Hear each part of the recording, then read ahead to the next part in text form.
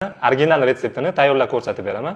Erkaklarda testosteron gormoni qanchalik muhim bo'lsa, ayollarda ham progesteron, estrogen gormonlari juda muhim.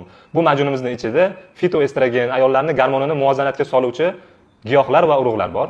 Bizga kerak bo'ladi birinchi navbatda yong'oq, mayiz, ro'yon, qora andiz, salotka, sholg'om urug'i, ukrop urug'i, selderey urug'i, qora xalila, qirqbog'in, qovun urug'i, petrushka urug'i, bodring urug'i, kashnich urug'i, zarchava, kristal hindi, rastarovsha, dolchin, helba, uzum danagi, balila, imbir, kardamon, sariq xalila, qova urug'i, oq tut, arpa bodyon, qalampir munchoq, qora saydana, omila, shirin bodom, muskatli orix, sano urug'i, uzun murch va seldon dolchini. Va eng muhim qo'shimchamiz bu toza asal. Endi hamma mahsulotlarimizni kofemolkada maydalab tuyib olamiz.